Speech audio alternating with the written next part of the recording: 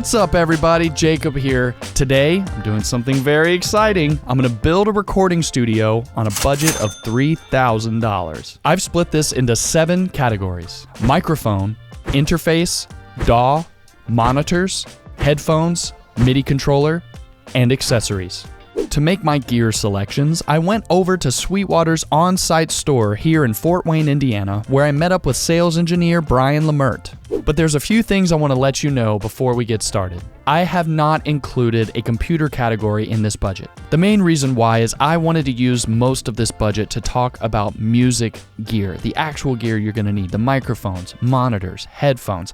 The computer will eat up such a large amount of that budget. I'm going to focus the bulk of this budget on getting the highest quality gear possible while sticking to the essentials. With all that out of the way, let's head over to Sweetwater store and do some shopping. So here we are in front of the Sweetwater store. I'm here with sales engineer Brian Lamert. I'm going to play the role of the customer today, and he's going to guide us through picking all of our items for our recording studio budget. Let's head to the recording room and get started. Let's do it.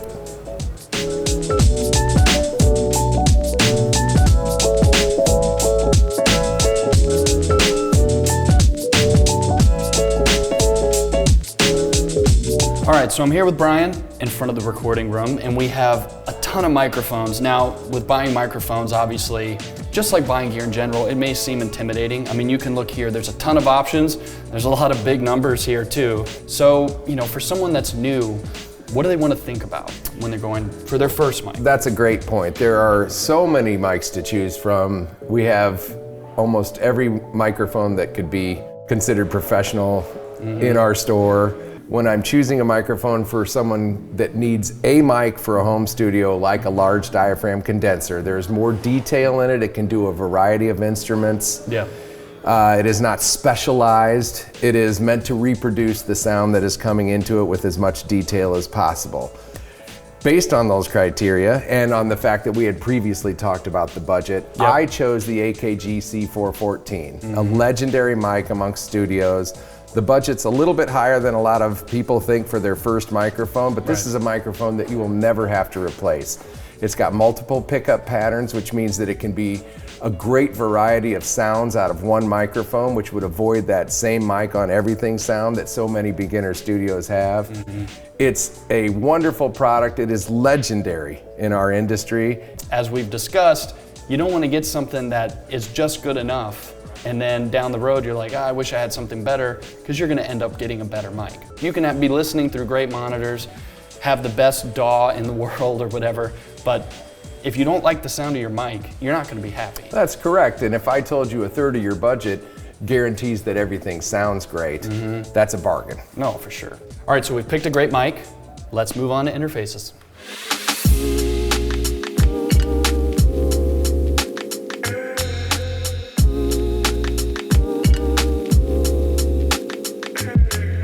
Just like the microphones, there are tons of great options that, give you a lot of versatility, a lot of different price ranges, but kind of like the microphone, I'm thinking maybe a little bit like the all-around multi-instrumentalist songwriter, somebody that wants to layer instruments in a DAW to build their song, to write their own original music. So you're probably gonna want at least 2 channels. You're gonna want to be able to record your voice, maybe a second instrument, and you want something that's a really good quality at a price that's not gonna break your budget, obviously. So we had some discussions, and there are a lot of great options, but we landed on the UA Volt. And tell us a little bit about why the Volt is a great choice. Well, Universal Audio is a product line that specializes in creating analog warmth in our digital world. So when you're talking about taking the analog world, converting it to digital and getting it into your computer, something that can keep that warmth is ideal. And Universal Audio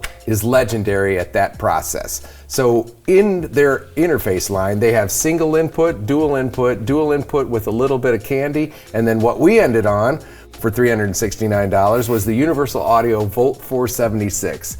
An amazing interface that has 4 ins, 4 outs. It has analog circuitry to emulate warmth on the way in. It has an 1176 circuit in it for warmth and compression to keep your dynamic range in control if you want that kind of sound. Has MIDI in. Like I said, 2 ins, 2 outs, and for the little bit extra we spent on it, I think it was a great value. looking at our total budget, I think we may be like $10 over, but hopefully that doesn't bother you, because I think a little bit of an upgrade, kind of like the microphone, if you know you might want a couple more, because you could technically do 4 simultaneous tracks at the same time. Absolutely. Recording with this thing. Absolutely, and if you look at the way they've structured the inputs on this, you have 2 line inputs, which opens you up to having an external mixer. So if a friend comes over with a drum set even and has an 8-channel mixer, you can go down to 2, put it into this, and get an 8-channel drum mix to a stereo mix. So this is much more versatile. Plus, like you said, it still has all the features of the 2, but for $70, it opens up a huge world for you. So besides the interface itself being great, when you buy one of these, you also get a really awesome bundle of software. So software is obviously something that's very important. All this stuff needs a computer to work. And you'll get stuff when you buy a DAW, but you get some really great pieces of software to start you off with this interface. Ableton Live Lite, Melodyne, UJam, which is Hans Zimmer's VST that's got strings and horns and all kinds of beautiful stuff. That's just one of the great things about buying products today like this. You get stuff that will start you off making music. Absolutely, and fast, some of these bundles that come with the interfaces, by themselves, the software would cost more than the interface. So you can almost look at it as get the software, get the interface free, or get the interface, get the software free. But either way, they can become incredibly useful tools and keep you in the budget. So we briefly mentioned software. I think it's a great time for us to talk about DAW, or the Digital Audio Workstation. You want to walk over? I don't really want to walk. Can we just jump? Yeah. That was fun. That was fun. Yeah. All right, so now we're here to talk about DAWs, Digital Audio Workstation. Just like all the other categories, there are tons of options. There are a lot of different options depending on how much you want to spend, how many features you want. But in this case, again, we're talking about someone that wants something well-rounded that can do most things well. We decided Studio One. Studio One Professional, was right. the option, and tell us about that.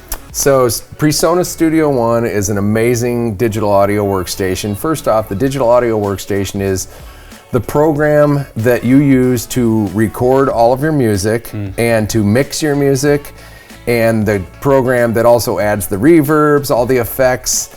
Pretty much, basically, this is the recording studio, but in software form. So you need your peripherals we've spoken about to get the music in and to play the music back. But all of your mixing and your effects and your songwriting processes are going to be recorded into the computer via this software.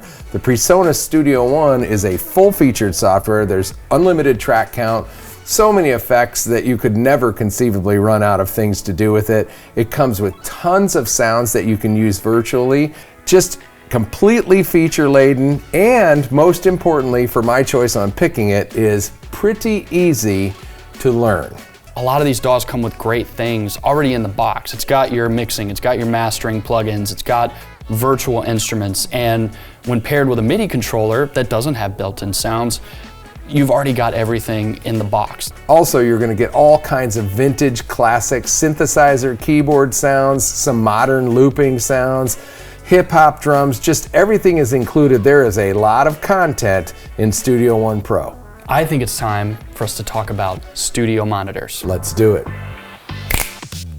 All right, we're here. We're here. Studio monitors, so very important. You want to have something that represents your music well. You want to hear the nuances of it so you can mix it, really make it sound professional. Now, we've discussed sort of our, maybe potential customer for this budget being a first-time studio buyer. They may have a pretty small space, so you don't want something too big that's going to fill up your room a lot, but you want something that's really accurate, that sounds great, and again, is an honest representation of your music. Like all the categories we've said, great options, but we ended up on these Focal Alpha 50s. Tell us a little bit about them. So the Alpha 50 is a 5-inch bi-amped monitor, so you're going to have a separate amplification for the highs and for the 5-inch. The reason I think we went with 5-inch is because in the limited space that many small studios have in their home, you don't want to, as you put earlier, fill the whole room up with bass. You need to be equal distance from each monitor to where you're sitting. So a 5-inch is perfect to get low end but not have stuff happen behind you or kind of blow yourself away in your own studio. The Focal Alpha 50s are a wonderful near field monitor. The 5-inch isn't going to throw so much bass into your room that it becomes not accurate. It has a 1-inch aluminum tweeter, very detailed in the high end. Again, as we spoke earlier, if you don't hear accuracy, then it doesn't matter how you recorded something. These are incredibly accurate for the price. They're $359 each.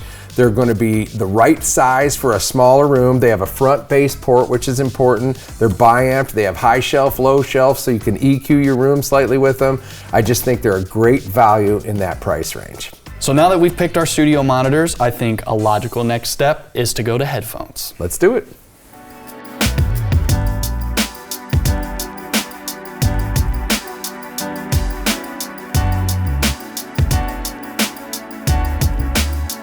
So we have arrived in front of our beautiful headphone wall, and with headphones, okay, sometimes you can do some mixing and things like that, but primarily you're going to be using these to monitor yourself when you're recording. So we went with the Beyerdynamic DT770. Tell us a bit about them. So the 770 was my choice. A closed back headphone is going to eliminate that little bit of sound that comes out while you're tracking. You don't want that. Even though it seems very small, it can lend itself over many tracks to you're hearing background things that you don't quite know where they're coming from. So we went with a closed back headphone. I also love the comfort. These are over the ear, the terry cloth pads, great sounding headphones. In this range, you're going to find most of the headphones are wonderful sounding, but I love the comfort of the Beyerdynamic, and it's just a great value at that price. All right, so now we're going to go into my world, which is keyboard and synthesizers, and we're going to head over and talk about MIDI controllers. Let's do it.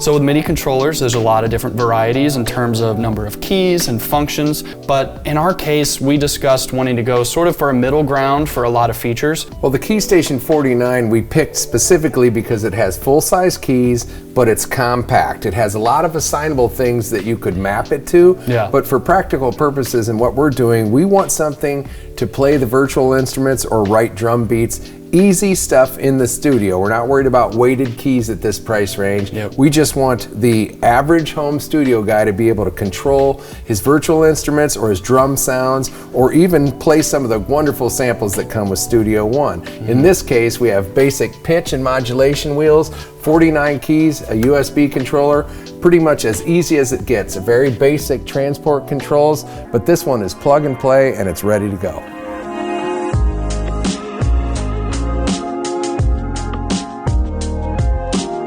That was awesome.